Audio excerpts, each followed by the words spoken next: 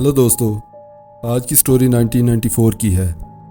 असद कहता है कि जब वो 1994 में एक गवर्नमेंट स्कूल में पढ़ता था तो उनके साथ रोज़ाना कुछ अजीब से वाक़यात पेश आते थे।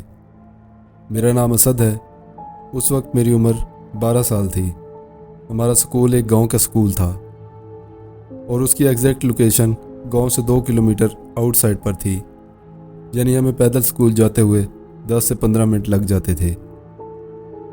अक्सर औकात मैं और मेरा दोस्त अहमद हम सुबह सुबह एक साथ स्कूल जाया करते थे। अहमद तबीयत में थोड़ा सा ढीला ढाला लड़का था। एक दिन मैं और अहमद सुबह सुबह स्कूल जा रहे थे तो रास्ते में एक बेरी का दरख्त आता था जिस पर बहुत ज़्यादा बेर लगे हुए थे और पक कर ज़मीन पर भी काफ़ी बेर गिरे हुए थे। अहमद ने कहा, मुझे बेर खाने हैं। तो मैंने अहमद से कहा कि हम स्कूल से लेट हो जाएंगे, इसलिए तुम अभी रहने दो। जब हम स्कूल से ब्रेक टाइम पर घर वापस आएंगे तो उस वक्त बेर तोड़ लेना। और मैंने अपनी माँ की बताई हुई नसीहत भी अहमद को बताई कि रास्ते में पड़ी कोई भी चीज़ कभी नहीं उठाना और ना ही रास्ते के आसपास खड़े फलदार दरख्तों से फल तोड़ना। मगर अहमद ने मेरी बात नहीं मानी और माँ की नसीहत भी ठुकरा दी।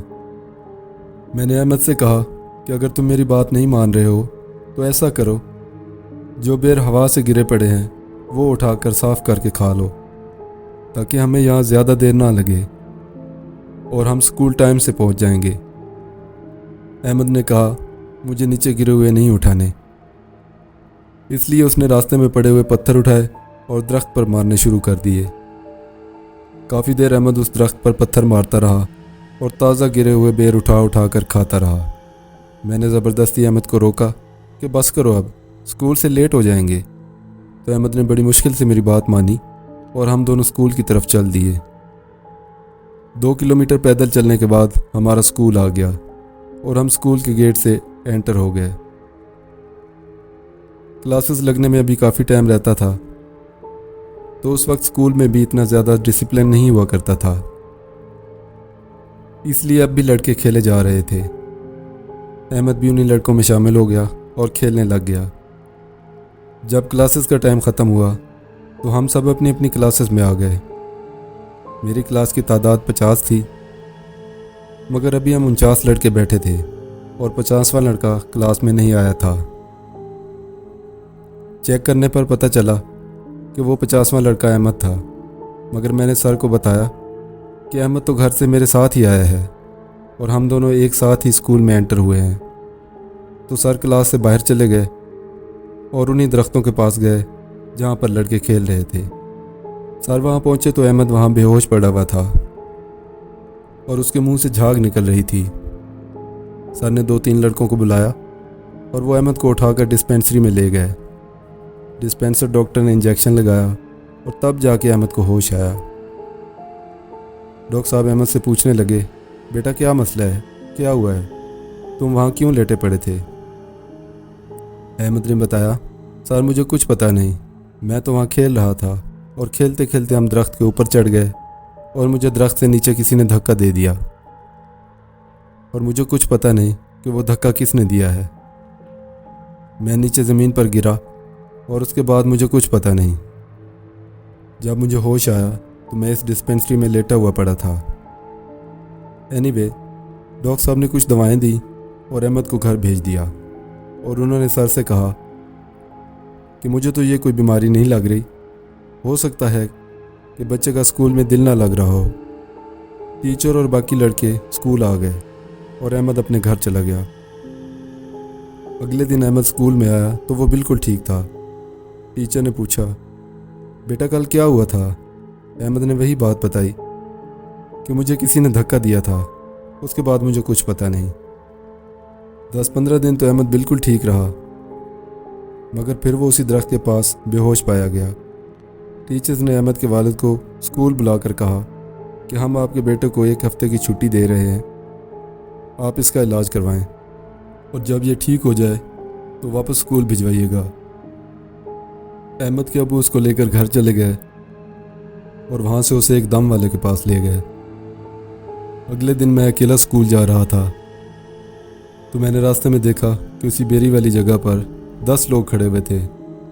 एक तो उस जगह का मालिक था और बाकी सब दरख्त काटने वाले लोग थे। मैं भी थोड़ी देर वहीं रुक गया और जगह के मालिक से पूछने लगा, अंकल आप लोग ये दरख्त क्यों काट रहे हो? तो उसने बताया, बेटा एक तो इस जगह पर मैंने नया मकान बनाना है और दूसरा इस जगह पर आकर कई लोग इस बेरी के दरख्त से डर गए हैं। मुझे लगता है इस पर कोई साया है। हम यही बातें कर रहे थे तो लेबर ने दरख्त काटना शुरू कर दिया। जो ही उन्होंने आरी चलाई तो वहाँ से एक लंबी धार में ऐसे खून निकला जैसे किसी जानवर को ज़िबा किया गया हो और फ़ौरन वो आरी टूट गई। दूसरे आदमी ने कुल्हाड़ी चलाई तो वहाँ से भी खून निकला और कुल्हाड़ी भी टूट गई और दोनों लोग बेहोश हो गए। उनको हॉस्पिटल ले जाया गया। वो लोग हॉस्पिटल में एडमिट हो गए और जगह के मालिक ने वो काम कुछ दिनों के लिए पेंडिंग कर दिया। 2 दिन बाद पता चला कि उन दोनों आदमियों की डेथ हो गई है। सब लोग बहुत ज़्यादा परेशान हुए कि आखिर क्या है इस बेरी के दरख्त में। जगह का मालिक अगले दिन एक दम वाले आदमी को साथ ले आया और उसी दरख्त के पास ले गया। वो आदमी कुछ पढ़ता रहा और पूछता रहा, कौन हो तुम, सामने आओ। कुछ देर बाद आवाज़ आई कि चले जाओ यहाँ से, नहीं तो तुम्हें भी मार देंगे। दम वाले ने कहा, हम आपको तंग नहीं करना चाहते, बस आप हमें ये बता दो तुम कौन हो और हमें ये दरख्त क्यों नहीं काटने देते। आवाज़ आई, इस दरख्त पर हमारे 4 ख़ानदान बसते हैं और उन लोगों ने दरख्त को नहीं काटा बल्कि हमारे बच्चों का खून किया है, इसीलिए हमने भी उन दोनों का गला दबा दिया है और जो जो लोग इस पर पत्थर फेंकते हैं हम उनको भी नहीं छोड़ेंगे, क्योंकि वो पत्थर या तो हमारे बच्चों के सर में लगते हैं या हमारी हांडी में जाकर गिरते हैं। दाम वाले ने कहा, ठीक है, उन लोगों को पता नहीं था कि यहाँ तुम्हारे ख़ानदान बसते हैं, वो बेचारे अनजाने में मारे गए। मगर मेरे पास दम कराने के लिए एक लड़का आया था जिसने इस बेरी पर पत्थर मारे थे। वो तो बच्चा है, उसे नहीं पता कि यहाँ कौन रहता है। अपने रब के वास्ते उसे तो माफ़ कर दो। आवाज़ आई, ठीक है, हम उसे कुछ नहीं कहते, मगर उसको बता दो कि पत्थर मारना तो दूर की बात है, वो ये वाला रास्ता भी इस्तेमाल नहीं करेगा। इस पर दम वाले ने यकीन दहानी करवाई कि वो लड़का अहमद दोबारा इस रास्ते से कभी नहीं गुजरेगा। तब जाके अहमद की जान छूटी और हम एक लॉन्ग अरसा तक क्लास फेलो रहे। आज भी मैं और अहमद एक ही ऑफिस में काम करते हैं और अच्छे कोलीग हैं। दोस्तों, आज की स्टोरी आपको कैसी लगी हमें कमेंट्स में बताइए और इसी तरह की स्टोरीज़ देखने के लिए हमारे YouTube चैनल को सब्सक्राइब कर लीजिए। Thank you.